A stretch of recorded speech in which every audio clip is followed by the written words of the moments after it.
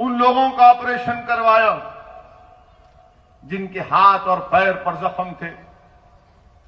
मेरे अजीज दोस्तों और बुजुर्गों, मैं उस वक्त तो ये मकसद से नहीं आया था और आज भी मेरा वो मकसद नहीं है। अगर कोई मेरी नीयत पर शक कर रहा है तो मैं उनको बताना चाह रहा हूं कि मैंने वो बुरे दिन देखे हैं, वो नजारे हमको आज भी याद हैं। अगर मैं बोलना शुरू करूं तो फजर हो जाएगी। बहुत से लोगों को हम जानते हैं, वो एक दर्दनाक दौर था, वो एक बेबसी का आलम था कि जब कोई किसी के हाथ पकड़ने को तैयार नहीं था। मैंने अपनी बहनों से उनकी दर्दनाक दास्तानें सुनी, मुझे याद है। तो अगर कोई ये कहता है कि ओवैसी अहमदाबाद या गुजरात को इसलिए आया है, तुम नहीं जानते मुझे। 2006 में बड़ौदा में एक दरगाह को खबर के साथ रोड वाइंडिंग में तोड़ दिया गया, फसाद हुआ था। मैं और उस वक्त के समाजवादी पार्टी के एमपी अबू आसिम साहब, हम दोनों यहां पर आए थे।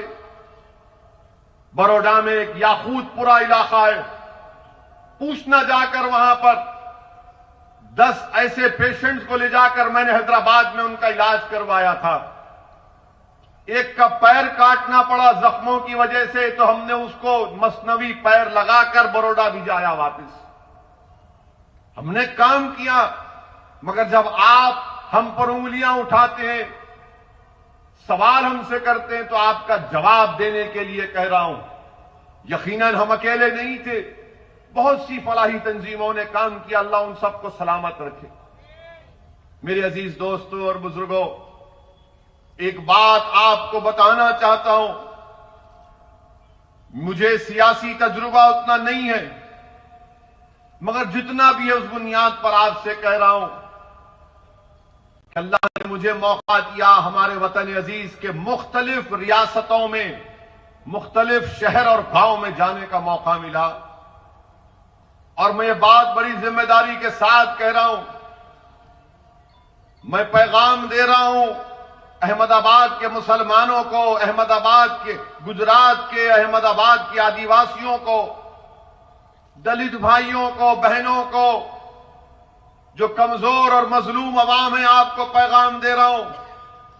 याद रखो, जब तक आपके पास आपकी एक सियासी ताकत नहीं होगी जो कांग्रेस और बीजेपी से आजाद, जिनकी जबानों पर ना नरेंद्र मोदी का खौफ, ना कांग्रेस का खौफ, वही सियासी क़ियादत, वही सियासी नुमाइंदे आपके मसाइल को हल कर सकते हैं। ये हमारे भारत की जमहूरियत की तल्ख हकीकत है। अगर आप ये समझेंगे कि कैसे जीतोगे, क्या हासिल करोगे तुम असदुद्दीन ओवैसी, मैं आपको बताने आया हूं। तुम एक बार एक तो हो जाओ, तुम एक शीशा पिला हुई दीवार बन जाओ। तुम तमाम एक दूसरे के भाई और बहन बन जाओ, चाहे तुम मुसलमान हो, आदिवासी हो, दलित हो या गरीब हो, कमजोर हो। तुम एक दूसरे के गम को समझना सीख लो। तुम दूसरे का गम अपना गम समझो। किसी के सीने में तकलीफ होती तो जरूरी है कि तुम्हारा दिल भी उसकी तकलीफ को महसूस करे।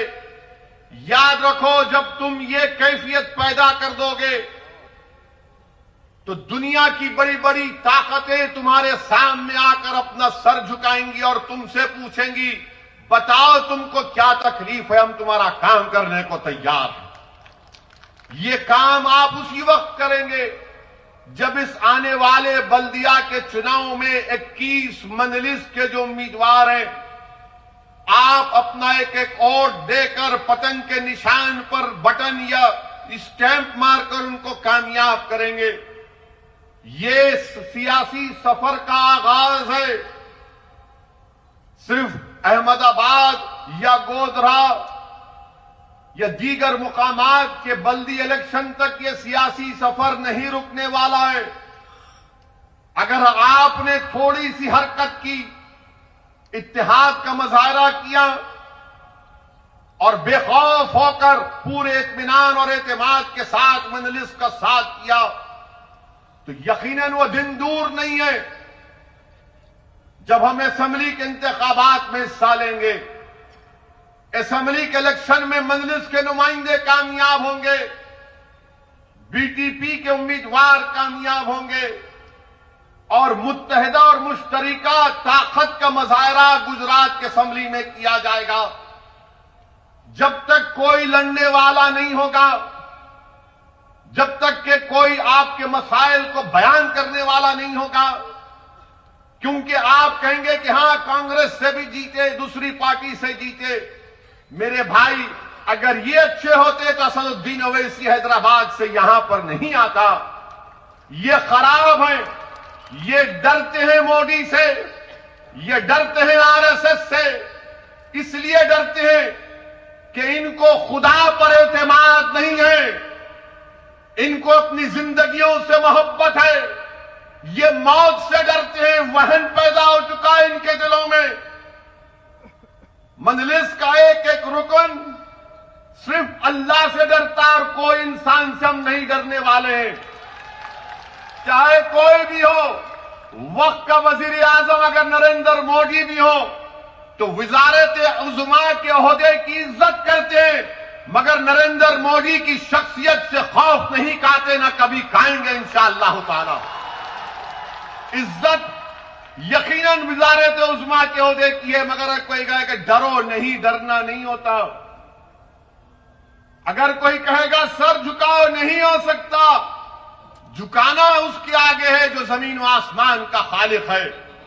इंसान के आगे ना भीख मांगना, ना किसी के आगे सर झुकाना।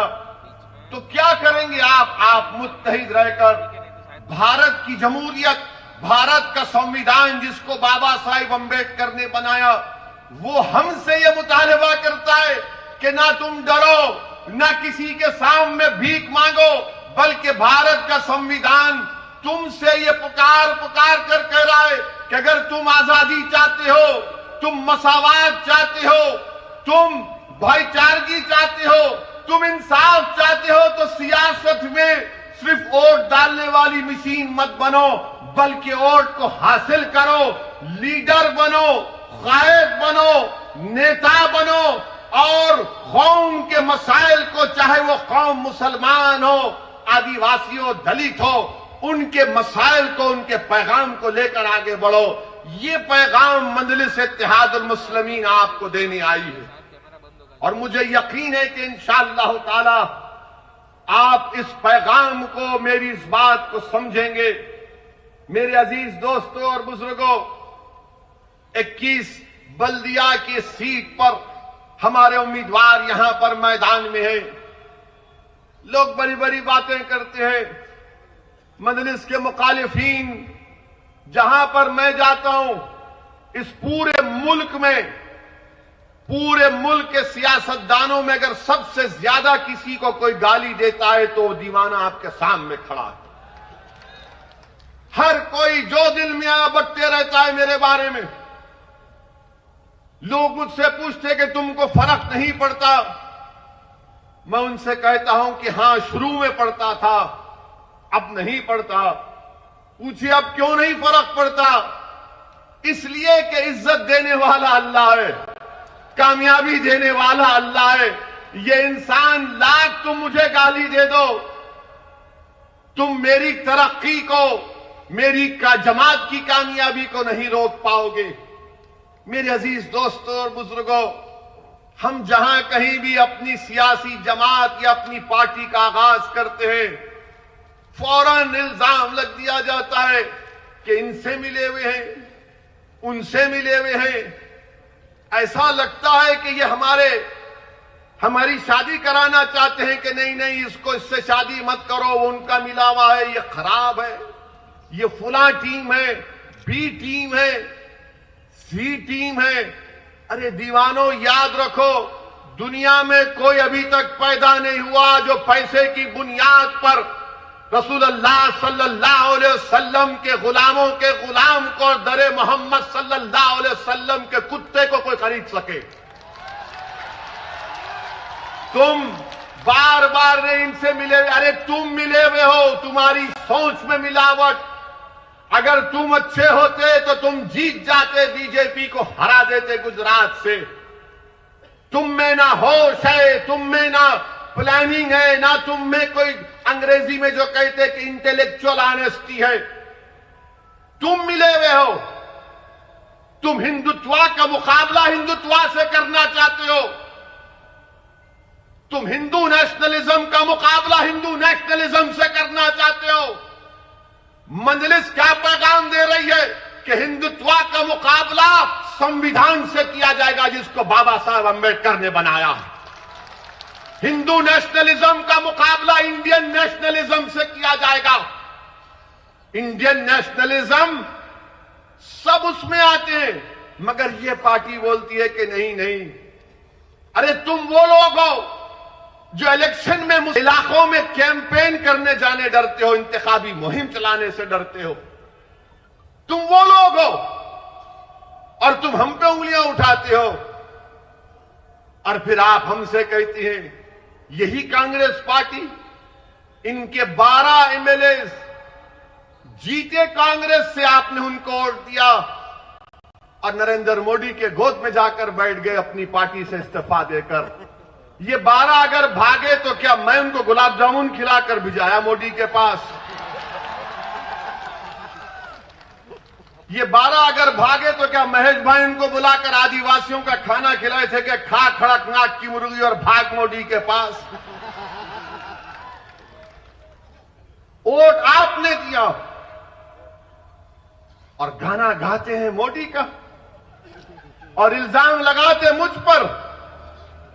अरे अपने गिरेबान में आप झांक कर देख लो, बहुत गंदगी है आपके गिरेबान में, मगर गिरेबान में नहीं झांक सकते इसलिए कि आपकी गर्दन बहुत मोटी हो चुकी है। इतनी मोटी हो चुकी है कि आप ये समझते हैं कि हम इस मुल्क में हुकूमत करने के लिए पैदा हुए। वो जमाना चला गया, वो जमाना चला गया, वो जमाना नहीं रहा। आप ये भी जानते हैं कि पार्लियामेंट के चुनाव हुए 2019 में, आप तमाम में कितनों ने बीजेपी को वोट नहीं दिया? हाथ उठाइए, डरिए मत। आप दिए, उठाओ।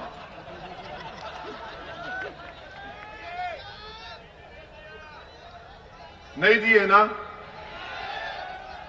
देंगे कभी? देंगे कभी? अब ये बोलो बीजेपी कैसा जीत गई?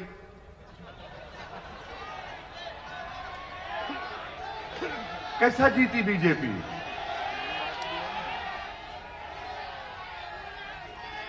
आप वोट नहीं दिए ना, कभी देंगे इंशाअल्लाह। फिर कैसा जीती? इसलिए जीती कि दूसरे पार्टी के जो लोग थे वो बोले नहीं हम मोदी को वोट देंगे, वहां भाग गए उसके पास, वहां जाकर वोट डाल दिए। और हारने के बाद भी आप मेरे पे उंगली उठा रहे, नहीं नु आए वोट काटने के लिए, खाली मुस्लिम बहुमूल इलाकों में कैंडिडेट खड़ा कर रहे। हाँ मेरे भाई, हम अपने इलाकों में अपने घर में खड़ा करेंगे ना। दूल्हे की बारात घर से निकलती, गैर के घर से नहीं निकलती। दूल्हा अपने घर से निकलता ना बारात लेकर, तो ये बारात शुरू होगी तुम्हारे महल्लों से, तुम्हारे घर में, और इंशाअल्लाह ताला पूरे गुजरात में जाएगी।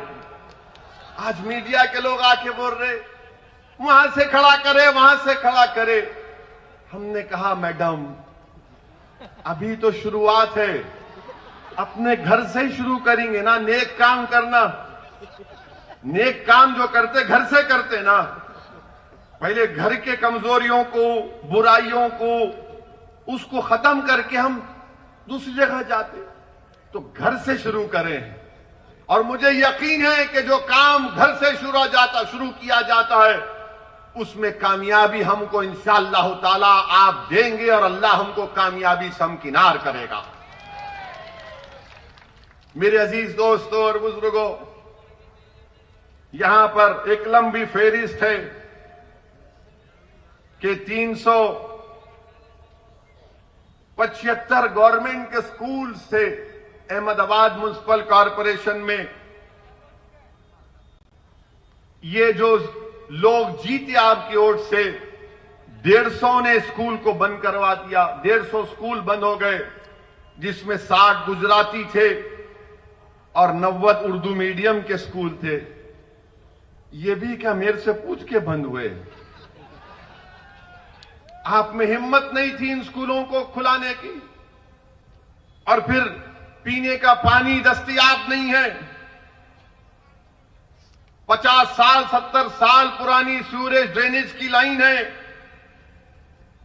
उस पर भी आपको कुछ करना नहीं है। ये रिवर फ्रंट है। मोदी जी,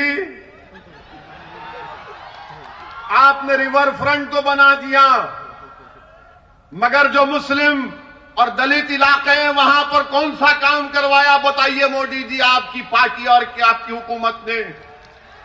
दुनिया को दिखाने के लिए रिवर फ्रंट, मगर जो मुस्लिम और दलित इलाके हैं वहां पर पीने का पानी की लाइन नहीं, ड्रेनेज लाइन नहीं, फ्लाईओवर नहीं, और ट्रैफिक में घंटों गाड़ियां रुक जाती हैं। मगर मोदी जी कहेंगे गुजरात आओ, रिवर फ्रंट देखो। हम आपसे कहेंगे आओ हमारे घर को देखो, हमारे इलाकों को देखो जहां पर दलित और मुसलमान बसते हैं। ये जो जीत कर गए, ये नहीं बोल सकते ये बात, क्योंकि इनको इजाजत नहीं है अपने सियासी बाप के खिलाफ कोई बात करने की। फिर ये पिराना इलाका है, पूरा कचरा लाकर डालते वहां पर, पूरा कचरा लाकर डालते। क्या ये बात सच नहीं है कि 28 सितंबर 2020 को टाइम्स ऑफ इंडिया अखबार की रिपोर्ट है कि 12 साला नेहा नाम की लड़की जिंदा उस कचरे के ढेर में दफन हो गई। जो बड़ी बड़ी बातें करते हैं गुजरात में ऐसा हो रहा है, गुजरात में ये हो रहा है, हो रहा होगा, मगर कचरे के ढेर में अगर एक 12 साल की नेहा डूब कर मर जाती है, अपने भाई के साथ गई, क्यों गई? वो इसलिए गई कि वहां पर खिलौने तलाश करना चाहती थी। कचरे के ढेर में नेहा 12 साला लड़की अपने भाई के लिए, अपने लिए खिलौने तलाश करना चाहती थी और अपनी जान खो दी। रिवर फ्रंट भी है और वो पिराना का कचरों का अंबार भी है। अब आपको कौन सी चीज पसंद है, आपको फैसला करना पड़ेगा। ये रिवर फ्रंट दिखने में बहुत अच्छा है, मगर मैं तुमसे कह रहा हूं नजर वहां पर नहीं, नजर घर पर रखो। नजर घर पर रखो, घर के बाहर रखो। और हम आपसे वादा कर रहे हैं कि जिताओ मजलिस के 11 कॉरपोरेटर को, इंशाअल्लाह ताला रिवर फ्रंट की तरह आपके महल्लों में तरक्की के काम कराएंगे। और अगर काम नहीं होगा और अगर सरकार काम नहीं करेगी तो असदुद्दीन ओवैसी आकर अहमदाबाद में धरना देगा, सत्याग्रह करेगा। ये गांधी की सरजमीन है। अहमदाबाद की रोड पर आकर मैं खुद बैठूंगा तुम्हारे साथ। मेरे अजीज दोस्तों और बुजुर्गों, फिर एक और इलाका मख्तमपुरा में हमारे कैंडिडेट सद्दाम हनीफ के वालिद ने बोरवेल के लिए जमीन दी, तो कांग्रेस के लोगों ने कहा नहीं, तेरी जमीन नहीं होना, हम बोरवेल लगाएंगे, उसका पैसा भी वसूल करेंगे और लोगों से पैसा लेंगे भी। हम जमीन देने तैयार सद्दाम के वालिद। ये इनका मामला है। 200 दुकानों को डिमोलिश कर दिया गया, कोई वहां पर नहीं गया। ये आपको समझना है इन चीजों को। अगर आपके नुमाइंदे कामयाब होते हैं तो आपके गम को, आपकी तकलीफ को समझेंगे, आपके लिए दौड़ेंगे, आपके लिए काम करेंगे। जब रिवर फ्रंट के लिए पैसा आए तो फिर इन गरीब मुस्लिम और दलित इलाकों में पैसा क्यों नहीं है? कोई पूछने वाला नहीं है, कोई लड़ने वाला नहीं है। मेरे अजीज दोस्तों और बुजुर्गों, इन चीज पर आपको गौर करके 21 तारीख को एक तारीखी फैसला आपको लेना है और अहमदाबाद के आसमानों में इंशाअल्लाह ताला अब आपको पतंग को पिलाना है और सिर्फ हर जगह 21 तारीख के दिन लोग ये बता देना कि हां, हमारे मोहल्लों में, हमारे घर में, हमारे इलाकों में सिर्फ पतंग ही पतंग चल रही है, दूसरा कोई वहां पर नजर नहीं आना चाहिए। मेरे अजीज दोस्तों और बुजुर्गों, मैं एक बात शुरू में कहना चाहता था जो जहन से निकल गई। मैं अल्लाह से दुआ करता हूं कि उत्तराखंड में जो सैलाब आया है धौली गंगा नदी में, जिससे कई लोग अभी भी फंसे हुए हैं, हम अल्लाह से दुआ करते हैं कि उत्तराखंड में अल्लाह वो तमाम लोग जो उस सैलाब में फंसे, अल्लाह उन तमाम को राहत दे, अल्लाह उनकी जानों को बचाए। और हम अल्लाह से दुआ करते हैं कि अल्लाह जल्द से जल्द उनको उस तकलीफ और मुसीबत से निजात दे। मेरे अजीज दोस्तों और बुजुर्गों, एक और बात जो बीजेपी की गवर्नमेंट कहती है कि हमने गुजरात में ऐसा कर दिया, वो कर दिया। गुजरात की हाई कोर्ट 5 फरवरी को एक केस आया और उस केस में गुजरात हाई कोर्ट के 2 जजेस ने क्या कहा, मैं वो कारोबार करने वालों से कह रहा हूं जो बिजनेस करते हैं, माहिर हैं कारोबार में गुजराती भाई हमारे। गुजरात हाई कोर्ट में एक भारत एसिड एंड केमिकल एक केस गया जिसमें इस भारत एसिड एंड केमिकल के मालिक ने कहा कि मुझको जीएसटी के लोगों ने मुझे डराया, धमकाया और मुझसे कहा कि तुझको 9 करोड़ रुपए भरना पड़ेगा जीएसटी, और 33 घंटे उसको रोक के रख लिए। 8 दिन उसके घर में बैठे रहे। वो गुजरात हाई कोर्ट को गया तो गुजरात हाई कोर्ट के 2 जजेस ने कहा कि हां, ये कोई ताज्जुब की बात नहीं है कि सबसे ज्यादा जीएसटी गुजरात में कलेक्ट होता। ये गुजरात हाई कोर्ट का जो लाइव लॉ वेबसाइट में रिपोर्ट हुआ है, 33 घंटे उसको रोक के रख लिए और उससे कहे कि तुम 9 करोड़ रुपए जमा कराओ। मोदी जी, ये कैसे हो रहा है गुजरात में? जीएसटी के नाम पर डराया जा रहा है, कारोबार करने वालों को कमजोर किया जा रहा है। ये गुजरात का, अब आप आ जाइए, बहुत लंबा रिकॉर्ड है इन लोगों का।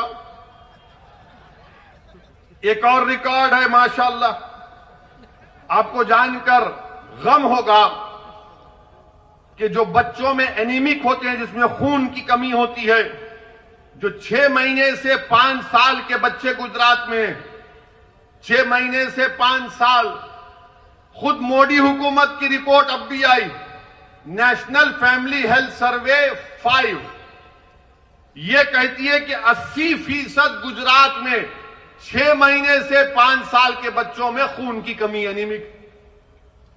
बताओ मोदी जी, ये कैसे हो रहा है? तो मोदी जी बोलेंगे, मैं छोड़ के चला गया ना, इसलिए हो रहा है। हो सकता भाई मजाक, मोदी जी खुद बोले कि कभी कभी ह्यूमर करना चाहिए, मजाक करना चाहिए, सीरियस मत लीजिए संघ परिवार वालों। फिर एक और बात, जो बच्चे स्टंटेड होते हैं, यानी जिनकी उम्र के लिहाज से हाइट होना कम, वेस्टेड यानी उनका वेट जो होना वो कम, वजन कम होता है, वो 38 से 39% हो गया। गुजरात तरक्की कर रहा है। जो हमारी बहनें जिस उम्र में आकर बच्चे पैदा करती हैं, 65% वो महिलाओं को एनीमिक है, खून की कमी है। गुजरात तरक्की कर रहा है। अच्छा, ये बोलते हैं कि वर्क पार्टिसिपेशन रेट कितना है मुसलमानों का? 61% है। कितना है हमारे हिंदू भाइयों का? 71% है। ये गवर्नमेंट ऑफ इंडिया का रिकॉर्ड है, मैं नहीं बनाया हूं। मैं संघ परिवार और बीजेपी से पूछना चाहता हूं, ये डिफरेंस क्यों है वोट पार्टिसिपेशन रेट में? मुसलमानों का भी 71% होना चाहिए ना, क्यों नहीं करते आप? इसलिए नहीं करते कि कोई लड़ने वाला नहीं है, कोई पूछने वाला नहीं है। अच्छा, आपको मालूम कितने मुसलमान मैट्रिकुलेशन करते हैं गुजरात में? 26% खाली। इसका जिम्मेदार मैं हूं। जिसको आपने वोट दिया, पूछो उनसे कि 26% मैट्रिकुलेशन करेंगे। और फिर एक सेग्रीगेशन इंडेक्स है। पूरे भारत में अगर हिंदू और मुसलमान अलग रहते हैं तो अहमदाबाद में रहते हैं। क्यों रहते हैं बताओ? क्या मैंने कहा मिलाओ ना मोदी जी? क्यों नहीं मिलाते आप? यह सेग्रीगेशन इंडेक्स कहता है। मेरे अजीज दोस्तों और बुजुर्गों, गुजरात में अमन है। यह कहते हैं, मोदी जी का नेशनल क्राइम रिकॉर्ड्स ब्यूरो का डेटा है, 2018 में 39 कम्युनल राइट्स हुए, 2019 में 6 कम्युनल राइट्स हुए। और गुजरात में सबका साथ, सबका विकास, विश्वास, ये बाजा बजाते रहते हैं। मोदी जी बीजेपी वालों को बोल दिए, सोने से पहले बोलो सबका साथ, सबका विश्वास, सबका विकास। सुबह उठे तो बोलो सबका साथ, सबका विकास, सबका विश्वास। 24 घंटे यही बोलते रहो। मगर क्या डिस्टर्ब एरियाज एक्ट क्यों है अहमदाबाद में? 40% क्यों है यहां पर? क्यों एक हिंदू मुसलमान को घर नहीं बेच सकता? क्यों एक मुसलमान हिंदू को नहीं घर बेच सकता? क्यों मुझे कलेक्टर से परमिशन लेना पड़ता? मेरी जायदाद है, मेरे बाप का घर है, मेरी मां का घर है। तुम कौन होते मुझे बोलने वाले किसको बेचूं या ना बेचूं? डिस्टर्ब एरियाज एक्ट लगा दिए। मैं अपना घर नहीं बेच सकता, कलेक्टर के पास जाकर भीख मांगना पड़ता है। यह संविधान के खिलाफ है डिस्टर्ब एरियाज एक्ट। हमारे दोस्त वकील अब्दुल हकीम केस डाले हाई कोर्ट में कि संविधान के खिलाफ है, राइट टू इक्वालिटी के खिलाफ है, राइट टू लाइफ के खिलाफ है।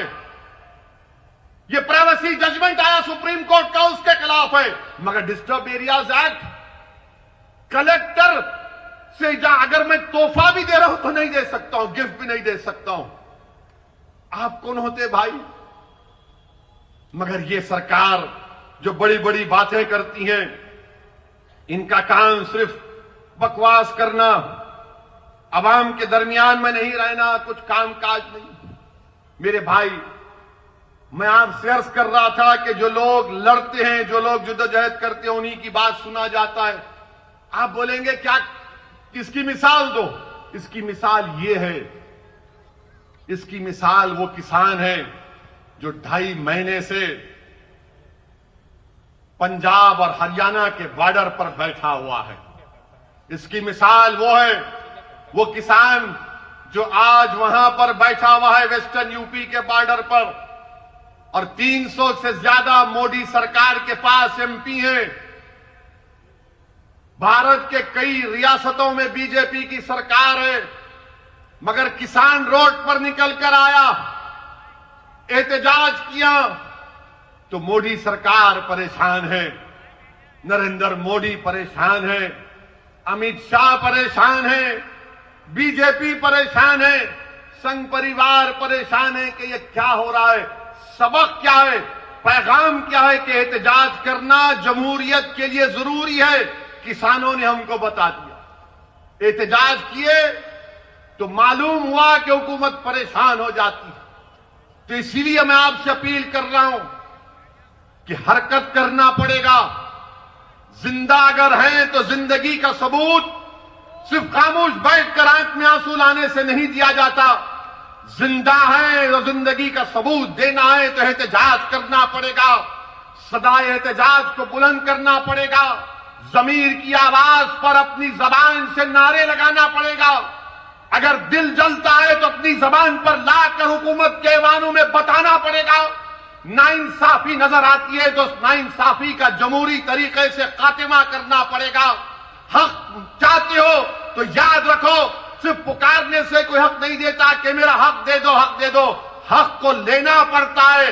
अगर कोई इख्तियार की कुर्सियों पर बैठकर तुमको तुम्हारा हक नहीं देता तो जमहूरियत तुमको इस बात की इजाजत देती है कि उन जालिमों से अपना हक छीनो और संविधान को और जमहूरियत को मजबूत करो।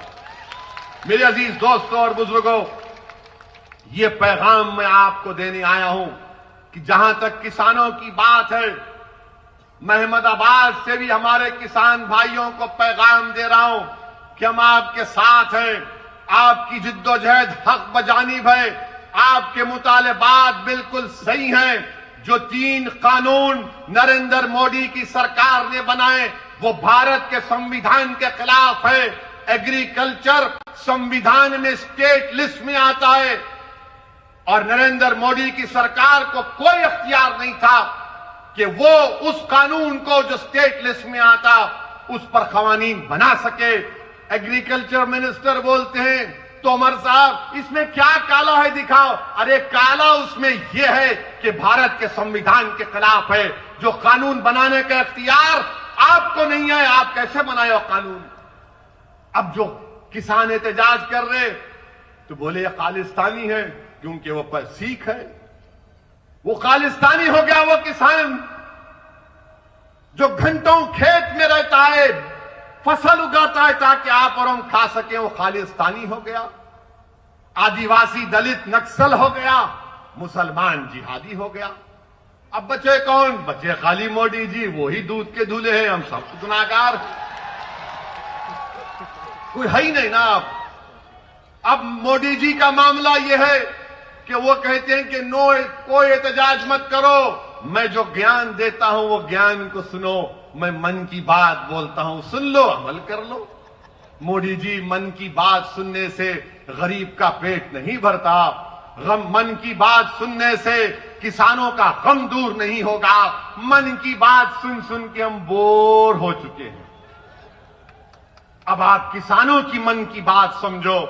अगर मोदी जी इंसाफ करना चाहते हैं, वो खुद कहते हैं कि मैं गुजरात की गरीब परिवार से उठकर आया हूं। अगर आप गरीबों का गम समझते हैं तो अपने घर में उन किसानों को बुलाइए। जिस तरह आपने बराक ओबामा को बिठाकर अपने हाथ से चाय पिलाकर ओबामा को दिया, अच्छा किया, मेहमान था। जब आप मेहमान को बुलाकर चाय पिला सकते हैं, अरे ये तो भारत के किसान है ना मोदी जी, आप उनको बुलाइए अपने घर में, एक 10-12 को बुलाइए, चाय पिलाइए, उनको गले से लगाइए और सिर्फ इतना कहिए कि हम तुम्हारे गम को समझते हैं, अब तुम्हारे आंख में आंसू नहीं आएगा। देखो वो किसान आपको अपने गोद में बिठा लेगा, अपने सर पर बिठा लेगा। मोदी जी, आप किसानों के इस तकलीफ को आपकी हुकूमत को समझना पड़ेगा। लोग मुझसे सवाल करते हैं कि वो किसान का नेता रोया तो पूरे किसान जज्बात में आ गए। मेरे भाई, यही तो मैं कह रहा हूं कि जिसके अज़ाइम में सच्चाई होती है, जो इखलास की बुनियाद पर काम होता है, कुदरत उसकी मदद करती है। कोई सोच भी नहीं सकता था कि किसान उठेगा और किसान उठा है। अच्छा, ऐसा उठा है कि नरेंद्र मोदी की सरकार किसानों को रोकने के लिए कीले लगा दिए, कीले लगाए। पुलिस का काम, लॉ एंड ऑर्डर का, पुलिस हाईवे खोद रही है, दिल्ली पुलिस हाईवे खोद के कीले लगाए और पुलिस वालों को वो लंबे लंबे क्या बोलते हो, वो आयरन के रॉड दिए। मोदी जी, आपसे एक अपील कर रहा हूं, बुरा मत मानिए। अगर यही कीले आप लद्दाख में लगा देते तो चीन की फौज नहीं आती। यही आप खोद के रख देते तो गलवान में PP-18 पे आज भी हम जाकर अपनी फौज को भिजा सकते थे। मोदी जी, वहां पर कीले नहीं लगाए आपने। क्यों नहीं किया आपने? लद्दाख में 18 भारत के सेना के लोग शहीद हो गए। प्रधानमंत्री, अगर 56 इंच का सीना है तो चीन को सबक सिखाना था। अब चीन क्या कर रहा है? 1000 स्क्वायर किलोमीटर जमीन जो भारत के एलएसी में चीन कब्जा करके बैठा है। और मोदी जी बोलते हैं भाइयों बहनों, सबका साथ, सबका विश्वास, सबका, ना कोई था ना कोई रहेगा। 1000 स्क्वायर किलोमीटर पर चीन की फौज भारत के एलएसी की जमीन पर बैठी है। अरुणाचल प्रदेश में गांव बसा दिए भारत की जमीन पर। सिक्किम में नटकुला में चीन की फौज। मोदी जी दिखाइए ना। तो मोदी जी अपनी जबान से वजीर आजम चाइना का नाम नहीं ले, सबका नाम ले लेंगे, सबको नाम रख देंगे, मगर चाइना का ही नाम नहीं लेते। अब मैं वजीर आजम से कह रहा हूं कि मैं अहमदाबाद से इस रिवर फ्रंट के सामने खड़े होकर जिस मुल्क का नाम हमारा वजीर आजम लेने से डरता है, हम कह रहे हैं कि चीन चाइना की पीएलए भारत की 1000 स्क्वायर किलोमीटर पर कब्जा करके बैठी हुई है। प्रधानमंत्री अपनी जबान से चाइना का नाम लो। क्यों नहीं लेते चाइना का नाम आप? कोई पूछेगा 1000 स्क्वायर किलोमीटर कहां से आया? हिंदू अखबार लिखा, मेरा अखबार नहीं है, मेरे ससुरे का नहीं है। और वैसे भी एक ही शादी करा हूं, वो गलतफहमी मत रही है। और अल्हम्दुलिल्लाह घर में है हमारी बेगम, है, साथ रहते हम। समझे ना? समझ गए ना? अक्लमंद को इशारा काफी। कितना हंस रहे देखो चीचा। अंकल बेगम का नाम लिए तो हाँ, बात हो रही ना, याद आते, हमको भी याद आते। घर जाना है ना। आप बताइए, चीन का नाम ही नहीं लेते। और बीजेपी के लोग हम वो कर देंगे, वो बर्दाश्त नहीं करेंगे, ये कर देंगे, फुना कर देंगे। अरे तुम कुछ भी नहीं कर रहे ना, कुछ तो करो प्यारे। खाली टीवी चैनल पर आकर बैठकर दे लंबा लंबा छोड़ते, ओ लंबा लंबा। एक जोक बोलता हूं, बुरा मत मानिए, जोक है। मोदी जी भी मन की बात में बोले कभी कभी ह्यूमर होना चाहिए। तो मोदी जी सऊदी अरब गए। सऊदी अरब, सुन ली, याद है? बोलूं? बोल। तोप को देखे रियाद में, पुरानी तोप रियाद में थी। हमारे वजीर आजम हर चीज को बड़ा गहराई से देखते हैं। गोल गए। जोक है, सच्चाई नहीं है, लिटिल ह्यूमर, लाइटर वेन में। तो वहां पर जाकर प्रधानमंत्री ने उस अरब शेख से पूछा कितना फेंकती?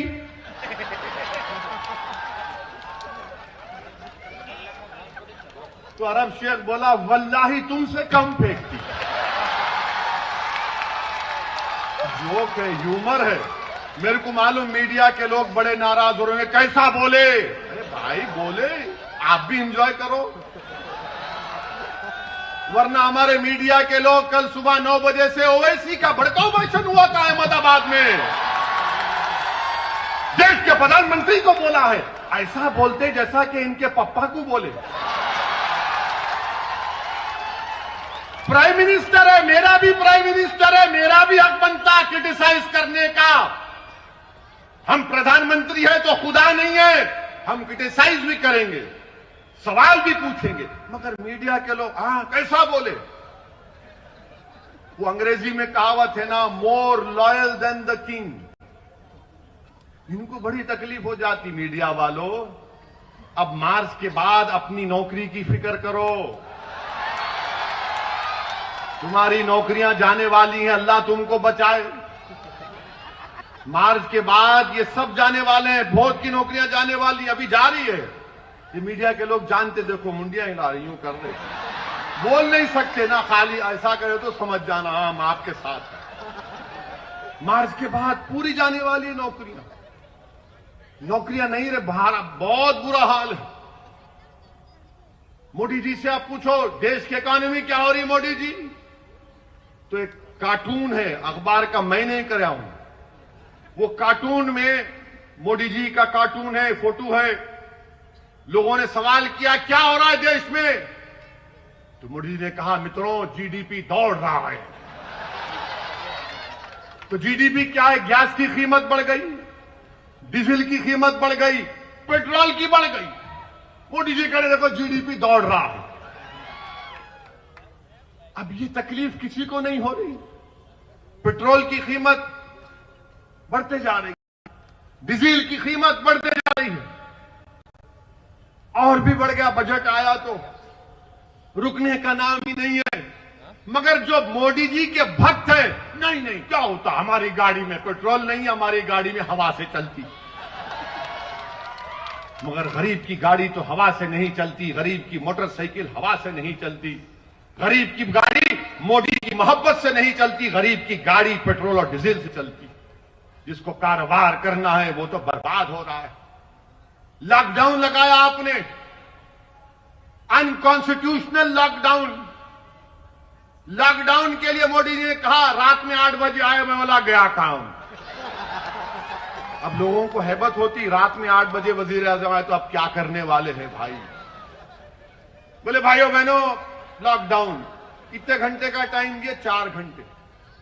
4 घंटे में लॉकडाउन हो गया।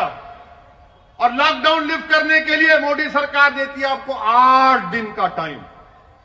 लॉकडाउन लगा, गरीब पिट गया, बर्बाद हो गया गरीब, नौकरियां चले गई, कारोबार बर्बाद हो गया, भूखमरी के शिकार हो गए लोग। आपको मालूम इनफॉर्मल सेक्टर में भारत में 10 करोड़ नौकरियां चले गई,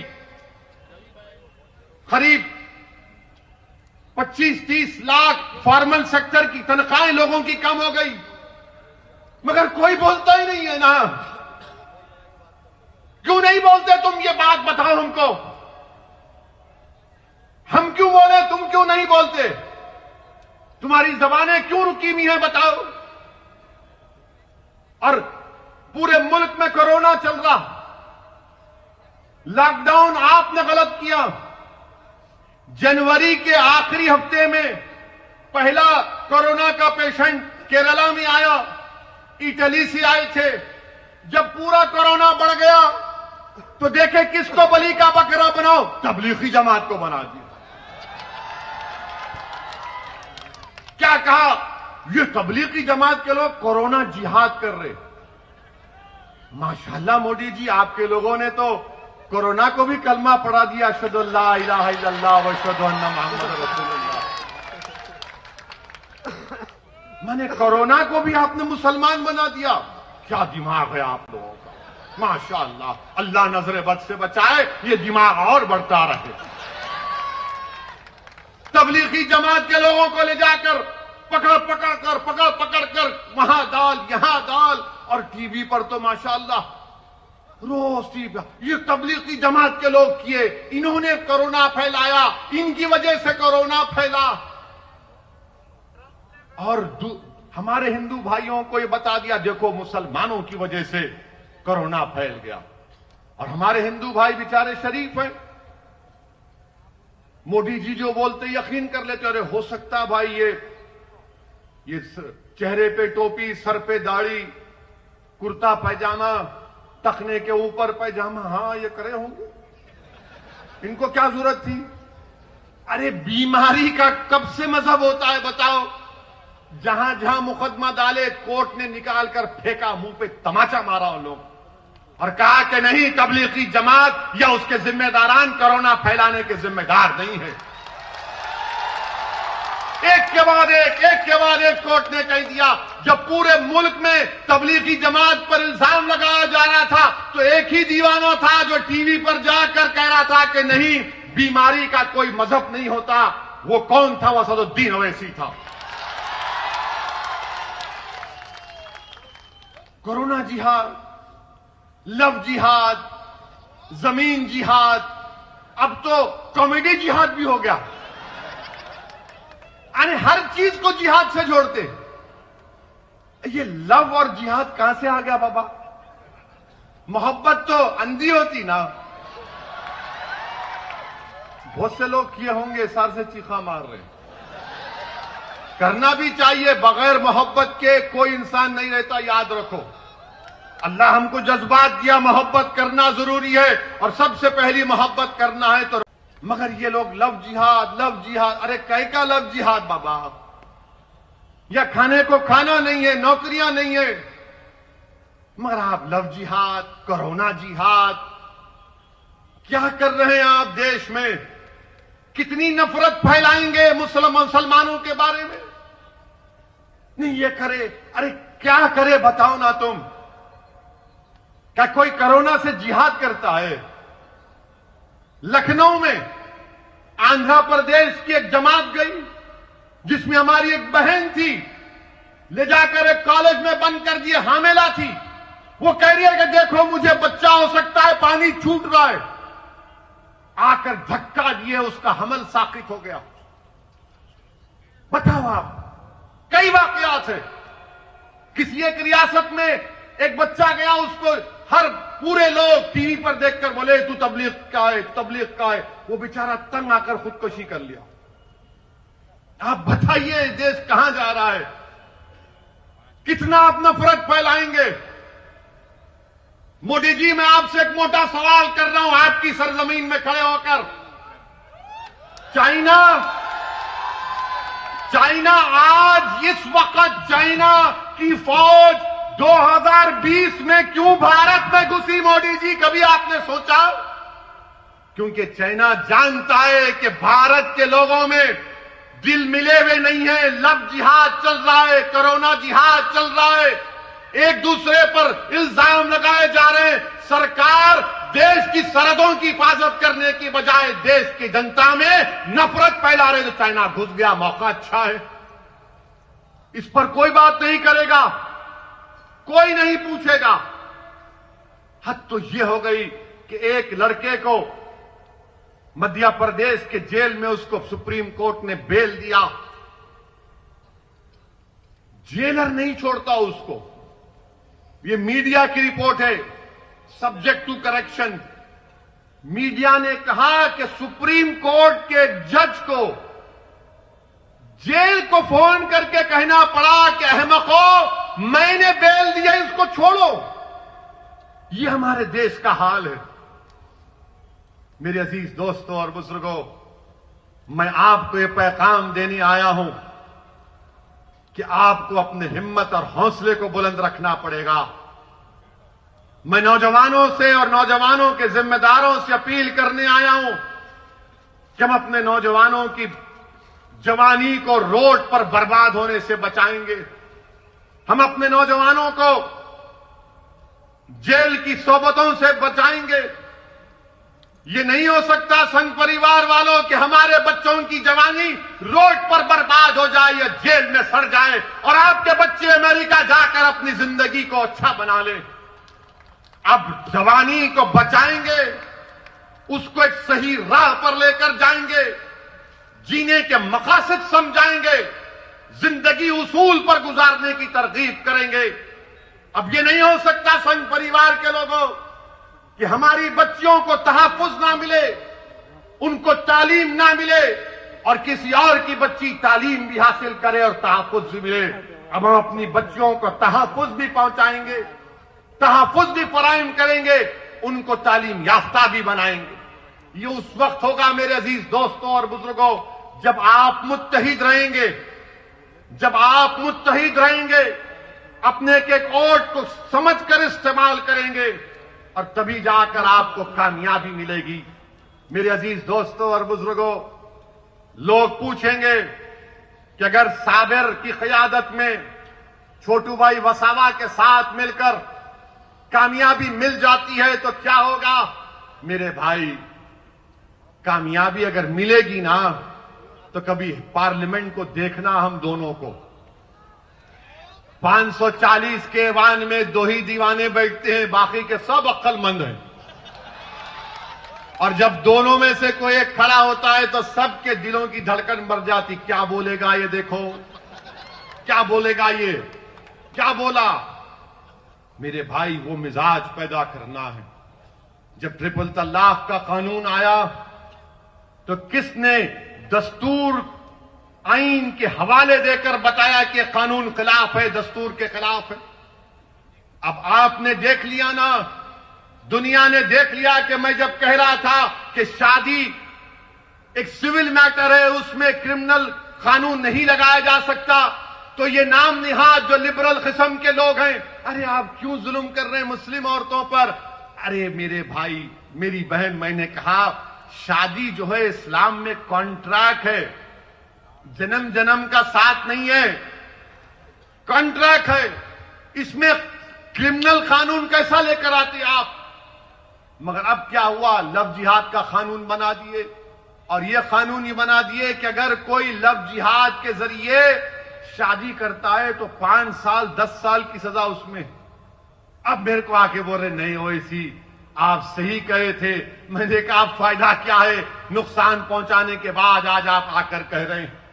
मेरे अजीज दोस्तों और बुजुर्गों, अगर हिम्मत है, हौसला है, CAA का कानून 540 का ऐवान है।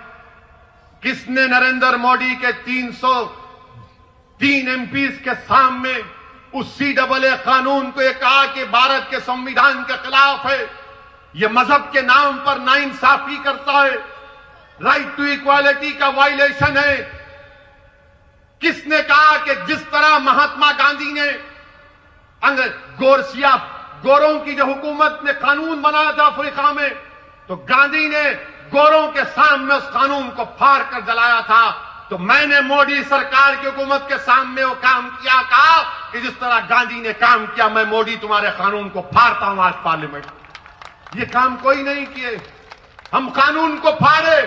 मकसद क्या था कि पैगाम जनता को मिले कि तुम्हारा नुमाइंदा बैठा हुआ है लोकसभा में, गूंगा बनकर नहीं बैठा है, अंधा बनकर नहीं बैठा है, बल्कि हरकत करने बैठा है, लड़ने के लिए बैठा है।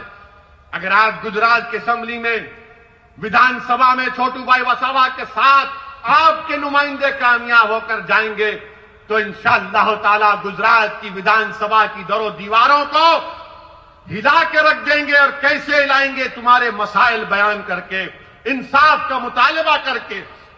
मेरे अजीज दोस्तों और बुजुर्गों, इस सरजमीन पर बसने वाले आप तमाम को मैं सलाम करता हूं। आपने बहुत तकालीफ बर्दाश्त किए, आपने बहुत से मसाइब और मुश्किलात का सामना किया, आपने खाक और खून के दरियाओं से आपको गुजरना पड़ा, आपके सरों पर काले बादल मंडलाते रहते हैं। मगर मैं आपको पैगाम देने आया हूं हैदराबाद की आवाम की तरफ से, मैं आपको पैगाम देने आया हूं। बिहार का, वो भारत का सबसे पसमानदा इलाका सीमांचल है। मैं आपको पैगाम देने आया हूं उत्तर प्रदेश के उन गरीबों की तरफ से, मैं आपको पैगाम देने आया हूं महाराष्ट्र के उन गयूर लोगों की तरफ से कि गुजरात की सरजमीन पर बसने वालों, तुम अकेले नहीं हो, हम तुम्हारे साथ खड़े हैं इंशाअल्लाह ताला। इस लड़ाई में तुम अब अकेले नहीं होगे। तुम्हारी आंख में आंसू आएगा तो हमारी आंख में भी आंसू आएगा, तुम्हारे सीने में तकलीफ होगी तो हमारे सीने में भी हम उसकी चुभन को महसूस करेंगे। तुम्हारे तलवों में अगर कोई कांटा चुपेगा तो यकीन जानो हमारे तलवों में भी दर्द होगा। तुम्हारी तकलीफ तुम अब अकेले नहीं सहोगे। इंशाअल्लाह ताला हम सब मिलकर इन नाइंसाफियों के दौर का खात्मा करेंगे। और भारत का संविधान आपको इस बात की इजाजत देता है। आप देखते हैं कि हम सीमांचल में इलेक्शन लड़े, 5 सीट पर कामयाबी हमको मिली, और जैसा 5 सीट जीते तमाम के तमाम लिखना शुरू कर दिए, इन्हें आ गया, ये पार्टी आ गई। अच्छा, हमको ले जाकर जिना से मिलाते, दूर दूर तक ताल्लुक नहीं है। जिना भारत को छोड़ के भाग गए। हमारे बुजुर्गों ने फैसला लिया कि हम भारत हमारी सरजमीन है, हम इस सरजमीन पर बाइज्जत शहरी बनकर रहेंगे। मगर इल्जाम लगाना इनका मकसद है। मैं आपसे ये भी कहूंगा कि अब कांग्रेस में दम नहीं है मेरे भाई, अब कांग्रेस में दम नहीं है। अब कांग्रेस में कुछ भी नहीं हो सकता इनका। अब कांग्रेस को अगर दुनिया के सबसे बड़े हकीम साहब के पास भी जाकर बोलेंगे हकीम साहब एक पेशेंट है, हकीम साहब पूछेंगे पेशेंट को क्या हुआ, तो आप बोलेंगे पेशेंट बहुत कमजोर हो गया। हकीम साहब बोलेंगे पेशेंट का नाम, तो आप बोलेंगे कांग्रेस। हकीम साहब बोलेंगे बेटा मेरे पास उसके लिए कोई दवा नहीं है। आप कांग्रेस को नहीं उठा सकते। आप ये जो वेस्ट बंगाल में, मगरबी बंगाल में कांग्रेस और लेफ्ट फ्रंट मुर्दार हो चुके हैं, खत्म हो चुके हैं। वहां वेस्ट बंगाल के लोग भी कह रहे हैं कि आओ मजलिस को लेकर आओ। हम एक विकल्प देख रहे हैं मजलिस के रूप में, क्योंकि टीएमसी और बीजेपी एक सिक्के के दो रुख हैं। हर जगह पर कांग्रेस खत्म हो चुकी है। राहुल गांधी हार गए अमेठी, कहां जाकर जीते? वायनाड में, जहां पर 35% के करीब अकलियतें हैं। और कांग्रेस पार्टी के गुलाम हम पे कहते हैं कि ओवैसी वोट काटने को आया है। अरे मैं किसी को काटने नहीं आया हूं, कुत्ता काटता है, मैं इंसान हूं। मैं दिलों को मिलाने आया हूं और इंशाअल्लाह ताला हम दिलों को मिलाकर रहेंगे। मेरी आपसे एक ही गुजारिश है कि साबिर साहब के हाथ को मजबूत करिए, छोटू भाई वसावा के हाथ को मजबूत करिए। अपने लिए एक बार आप एक फैसला लेकर आगे बढ़िए मेरे भाई। ये जमात आपकी है। बरसों आपने मुख्तलिफ पार्टी को वोट दिया। आज आपके दरमियान में आपकी पार्टी है जो आपकी तकलीफ को, आपके गम को समझती है और आपको अपनी पार्टी के लिए, खुद आप कैंडिडेट हैं, ये 21 उम्मीदवार नहीं है, आप कैंडिडेट हैं। इसीलिए मैंने कहा कि बारात तुम्हारे घर से निकलेगी, आपके घर से निकलेगी। आपको अपने पूरे अफराद खानदान को लेकर 21 तारीख को जाना है पोलिंग बूथ को, अपना एक एक वोट का इस्तेमाल करना है और इंशाअल्लाह ताला गुजरात की सरजमीन पर हम एक नई तारीख रकम करेंगे इंशाअल्लाह ताला। और हम यहां पर एक नई तारीख लिखेंगे जो गुजरात को मजबूत करेगा, जो गुजरात में भाईचारगी में इजाफा करेगा, जो अहमदाबाद में टूटे हुए दिलों को मिलाएगा। मैं आपसे अपील कर रहा हूं कि अब शक की बुनियाद पर फैसले नहीं होंगे, बल्कि पूरे ताउन और कोऑपरेशन की बुनियाद पर आपको फैसले करना है। और इंशाअल्लाह ताला और भी जलसे होंगे। ये पहला जलसा है इंशाअल्लाह ताला अहमदाबाद में। मैं आपके घर में आऊंगा, आपके घर में बैठूंगा। अगर आप चाय पिलाए तो चाय भी पी लूंगा, अगर आप दूध पिलाए तो दूध भी पी लूंगा। अगर आप कुछ भी नहीं करे, सिर्फ मेरे सर पे हाथ रख दो, सिर्फ मुझे हिम्मत दिलाओ और देखो ये दीवाना पूरे मुल्क में फिरेगा, आपकी बात करेगा। मुझे किसी चीज की जरूरत नहीं, अल्लाह जानता है। मैं जब तक जिंदा हूं नाइंसाफी के खिलाफ लड़ना मेरी जिंदगी का मकसद है। मजलूमों का साथ देना मेरे जिंदगी का नज़्मुल ऐन है। इंसाफ के लिए लड़ना, यही लड़ते लड़ते चला जाऊंगा, क्योंकि अल्लाह मुझे बहुत कुछ दिया है। मगर जब ये नाइंसाफियों को देखता हूं तकलीफ होती है, तिलमिलाहट महसूस करता हूं, गुस्सा आता है। मगर मेरे अजीज दोस्तों और बुजुर्गों, अब इस गुस्से को जमहूरी तरीके से हमको अपने मुकद्दर के फैसले करना पड़ेगा। मजलिस का साथ दीजिए, पतंग के निशान पर बटन दबाइए और 21 तारीख के दिन नौजवानों पतंग लेकर खींच मारते हुए जाना हर चीज को। कोई इंशाअल्लाह ताला आपकी ताकत, आपके जज्बे के खिलाफ कोई सामने नहीं ठहरेगा। शुक्रिया। वाखिर दावान अल्हम्दुलिल्लाहि रब्बिल आलमीन।